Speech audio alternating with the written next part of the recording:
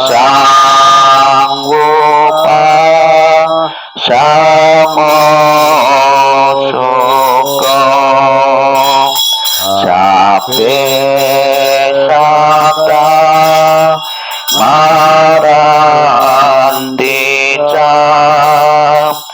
mari suca mari sare tatewaka mari sami nati me tasam sayong ani jawa rasangkara upadawa yadamino upacitwa nirujanti sanggupa samosuko sabe sata marantica mari suca mari sare tatewaka mari sami nati me tasam sayong ani jawa tasangkara upadawa yadamino upacitwa nirujanti sanggupa samosuko.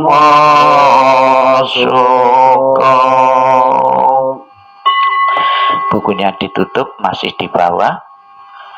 Setelah kita bersama-sama mengulang kembali nasihat-nasihat Sang Buddha yang terkait dengan kematian untuk memberikan pengertian dan pemahaman yang benar tentang hakikat kehidupan yang harus dijalani oleh setiap makhluk yang telah dilahirkan, marilah kita sejenak dalam sikap hening, sikap merenung.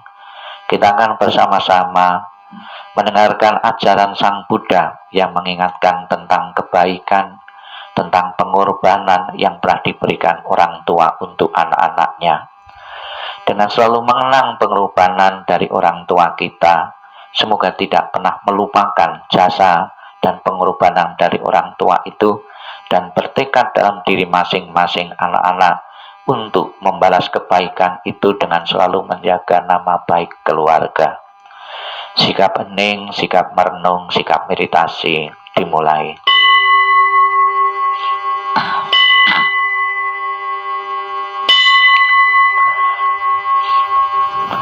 Inilah yang disabdakan oleh Sang Buddha tentang pengorbanan dan kasih sayang orang tua yang telah diberikan untuk anak-anaknya. Kematian dari orang yang dicintai sukar terlukiskan penderitaannya, tetapi berpisah dari yang dikasih juga sangat menyakitkan. Bila anak berjalan jauh, orang tua merasa khawatir di kampungnya. Dari pagi hingga malam, hatinya selalu bersama anaknya, dan air mata berderi jatuh dari matanya. Seperti monyet menangis diam-diam, demikian dalam cinta orang tua pada anaknya. Sedikit demi sedikit hatinya hancur. Alangkah besarnya kebaikan orang tua dan gejolak emosinya. Kebaikannya mendalam dan sukar membalasnya. Dengan rela mereka menderita untuk kepentingan anaknya. Bila anak bekerja berat, orang tua pun merasa tidak senang. Bila mereka mendengar bahwa dia berjalan jauh, mereka khawatir pada waktu malam sang anak berbaring kedinginan. Bahkan kesakitan sebentar yang diderita putra dan putrinya akan menyebabkan orang tua lama bersusah hati. Kebaikan orang tua adalah besar dan penting. Perhatiannya yang lemah lembut tidak pernah berhenti. Dari saat mereka bangun tiap pagi, pikiran mereka adalah pada anaknya. Apakah anak-anak dekat atau jauh, orang tua selalu memikirkan mereka. Sekalipun orang tua hidup untuk 100 tahun, dia akan selalu mengkhawatirkan anaknya yang berumur 80 tahun. Inginkah Anda mengetahui bilakah kebaikan dan cinta yang demikian itu berakhir? Ia bahkan tidak pernah berkurang hingga akhir hidupnya. Sang Yang Adi Buddha, Tuhan Yang Maha Esa, para Buddha, Bodhisattva, dan Mahasatwa, pada kesempatan pagi ini, pada hari ini kita akan bersama-sama telah memanjatkan doa dan harapan dalam rangka doa rutin tanggal 15 Cakwin dengan pelimpahan jasa, dengan doa-doa dan persembahan-persembahan atas nama keluarga yang ditinggalkan. Apabila para leluhur-leluhur yang abu maupun fotonya dititipkan di tempat ini, dan juga secara khusus pada hari ini memohon doa dari almarhum Bapak Hartono. Semoga dalam jangka waktu 7 hari ini arwah beliau belum mengalami kelahiran di tempat yang baru, tempat bahagia. Pembawaan doa ini berguna dan bermanfaat bagi arwah beliau untuk membantu perjalanan arwah terlahir di alam surga bahagia, dan keluarga yang ditinggalkan tabah dan bisa segera menerima perpisahan yang tidak diharapkan ini. Sabi sata bawantu sukitata. Semoga semua makhluk hidup berbahagia dan sejahtera. Sikap ning, sikap merenung, sikap meditasi selesai. Sadu, sadu, sadu. Terimalah salam di dalam Dharma. Namo Sang Yang Adi Budaya, Namo Buddhaya. Namo Buddhaya. Yang saya hormati Romo Saryono, yang saya hormati segenap umat Buddha yang berkenan hadir maupun yang tidak hadir dalam doa rutin pada kesempatan pagi ini, yang akan mengikuti lewat videonya, dan juga secara khusus kami ikut berduka atas meninggalnya almarhum Bapak Hartono atau Bapak Nono, yang beliau tinggal di Bekasi, di kota Bekasi, dan meninggal karena kecelakaan.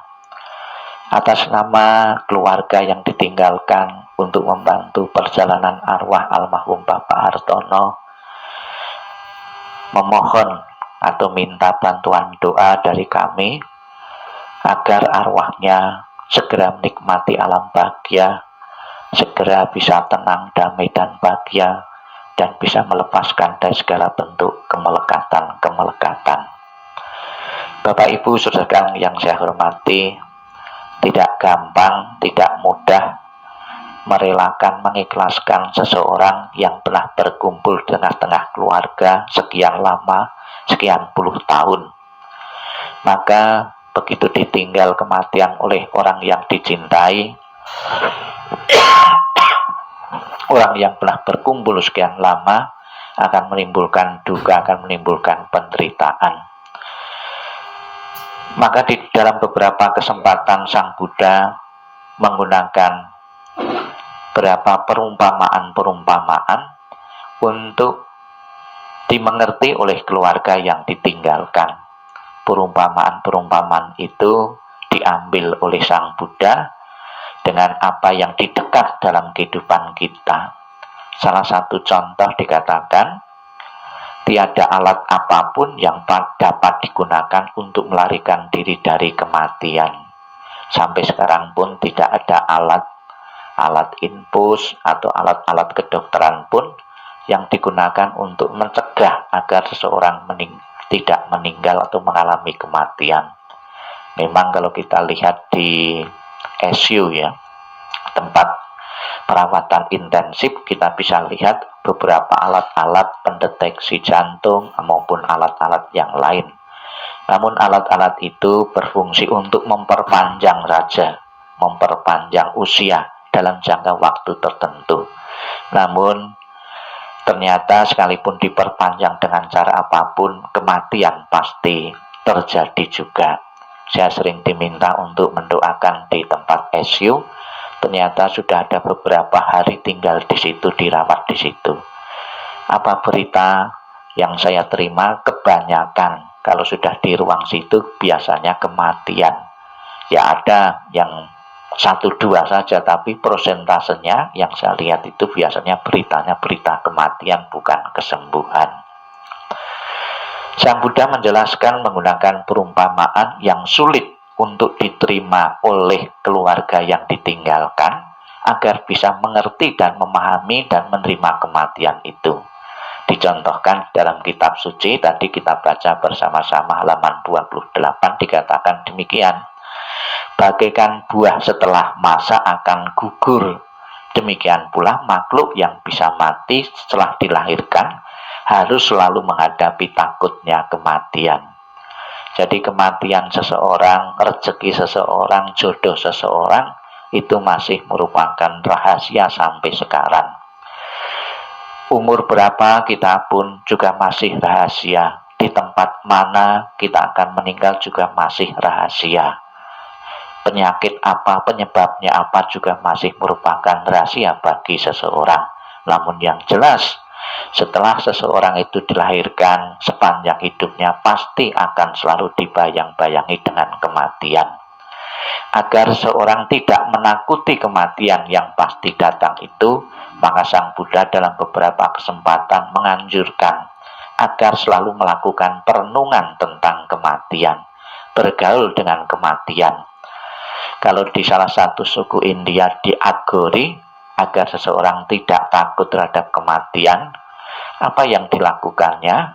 Jadi ketika ketemu mayat, ada sebuah cerita, dia makan bagian dari mayat itu. Tentunya ini sebagai simbol atau sungguhan, kita tidak tahu. Jadi biar bergaul, terbiasa dengan kematian, bahkan dimakannya. Sebetulnya tidak jauh-jauh dari India, kita pun juga bisa setiap saat melakukan perenungan tentang kematian. Kalau tadi suku Agor itu menggunakan mayat sebagai objek untuk tidak takut kematian, kalau kita bisa juga menggunakan apa yang kita makan. Pakai ayam goreng, bebek goreng, lele goreng. Yang kita makan itu kan juga barang mati semua. Pernahkah kita merenung di saat makan ayam goreng, bebek goreng?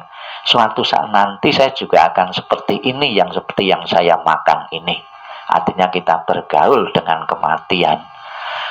Yang kita lakukan di saat kita makan barang-barang yang sudah mati, yang tadinya hidup, adalah kenikmatan. Ayam ini enak, bebek ini enak, lele ini enak, gurami ini enak. Jarang terlintas dalam pikiran kita untuk merenungkan bahwa saya pun juga akan mengalami kematian seperti yang saya makan hari ini. Ya, itu bisa juga dilakukan seperti itu. Kemudian perenungan terhadap kematian juga di saat kita pergi di tempat kremasi, tempat penguburan, kita juga bisa melakukan. Hari ini, saat ini saya mengantarkan temanku, orang tuaku di pekuburan atau di kremasi. Suatu saat nanti saya pun akan demikian. Demikian pula di saat kita mengunjungi di sini tempat penitipan abu jenazah maupun foto ini. Perenungan datangnya kematian pun juga harus kita lakukan setiap saat. Dengan selalu merenungkan kematian itu, hidup kita akan berubah. Di saat setiap saat, setiap detik, setiap kesempatan kita ingat kematian. Apa bekal kematian itu? Yaitu kebaikan. Ada bangsa Butan itu menjadi bangsa yang paling bahagia. Apa resepnya menjadi bangsa yang paling bahagia? Resepnya melakukan perenungan akan kematian. Jadi dengan selalu ingat kematian, apa yang akan kita lakukan, apa yang kita pikirkan, apa yang kita perbuat ini benar-benar berguna dan bermanfaat bagi hidup kita dan juga bagi orang lain. Kita tidak pernah merugikan orang lain. Saya tidak akan berbuat jahat kepada orang lain. Sebab kalau kejahatan kita lakukan, itu akan membawa ketakutan bagi kita, sebab akan masuk di alam penderitaan. Tapi bagi seseorang yang melakukan kebaikan-kebaikan, kemana arahnya? Yaitu alam-alam bahagia. Kemudian perumpamaan yang kedua yang disebutkan oleh Sang Buddha untuk menggambarkan kematian yang sulit diterima oleh sebagian besar manusia, seperti halnya dengan periuk keramik haruslah pecah pada satu waktu. Demikian pula kehidupan dari makhluk yang bisa mati telah ditentukan untuk berpisah. Periuk keramik kita lihat sebagai hiasan-hiasan, begitu indah dilihat, begitu menawan kita lihat keramik-keramik itu. Ada beberapa sebab-sebab nantinya kita tidak tahu. Yang sebagus itu, semahal itu pun juga akan pecah, akan hancur. Demikian pula kehidupan yang kita jalani. Sesehat apapun tubuh kita, fisik kita pun suatu saat nanti akan mengalami kematian. Semoga Bapak Ibu sekalian dengan rutin kita membawakan doa-doa ini setiap tanggal 1, tanggal 15, kita akan selalu diingatkan bahwa kehidupan yang kita jalani adalah kehidupan yang tidak kekal, tidak abadi. Semoga akan selalu memberi semangat kita untuk mengisi kehidupan ini dengan kebaikan-kebaikan. Saya ucapkan selamat jalan almarhum Bapak Hartono maupun almarhum-almarhum yang lain. Semoga segera terlahir di alam bahagia. Sadu, sadu, sadu. Marilah kita limpahkan kebajikan dari membawa doa ini sepenuhnya untuk almarhum dan almarhumah. Halaman 33 dan 34. Titik-titik kita isi almarhum dan almarhumah, ya. Dalam segala kerendahan hati kami panjatkan doa kepada Sang Yang Adi Buddha. Dalam segala sujud kami panjatkan doa kepada para Buddha yang telah mencapai penerangan dan kebijaksanaan sempurna. Dalam segala rasa bakti kami panjatkan doa kepada para bodhisatta masata yang penuh berkah. Semua kekuatan doa, cinta kasih dan kasih sayang yang telah kami lakukan bersama keluarga hari ini, kami persembahkan kepada para dewa. Semoga para dewa turut bergembira serta memberikan dorongan bagi beliau yang terkasih, almarhum dan almarhumah. Dengan segala cinta kasih dan kasih sayang, doa kami limpahkan bersama kekuatan pelimpahan jasa kepada beliau yang sangat dikasih oleh keluarga. Dengan segala persembahan yang murni, dengan kasih sayang yang tiada batas, dengan segala kerendahan hati dari seluruh sanak keluarga, dengan semua doa dari kebajikan besar yang telah ditunjukkan oleh segenap keluarga. Semoga jasa-jasa ini melimpah bagi beliau yang terkasih, almarhum dan almarhumah. Dengan segala pelindungan Sang Yang Adi Buddha, dengan semua karunia dari para Buddha, dengan segala kekuatan bala darah bodhisatta, dengan curahan kasih sayang para masata, dengan dorongan doa dari para dewa dan para brahma, semoga beliau segera memulai kehidupan penuh kebahagiaan dan kedamaian. Semoga kekuatan cinta kasih dan kasih sayang melimpah kepada keluarga yang ditinggalkan.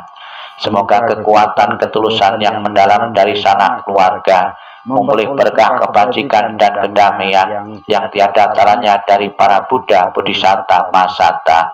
Semoga para dewa, para brahma dan para makhluk suci memberikan perlindungan bagi keluarga yang telah ditinggalkan. Semoga semua makhluk senantiasa bebas dari ketidaktahuan. Semoga semua makhluk berbahagia. Sabi sata bawantu sukitata. Sadu, sadu, sadu. Demikianlah Bapak Ibu rangkaian pembawaan doa rutin tanggal 15 Cakwe ini, dan juga untuk peringatan 7 hari wafat almarhum Bapak Artono. Semoga menjadi harapan keluarga baik yang hadir maupun yang tidak hadir, leluhur-leluhur almarhum dan almarhumah akan benar-benar terdorong baik di alam bahagia. Sadu, sadu, sadu.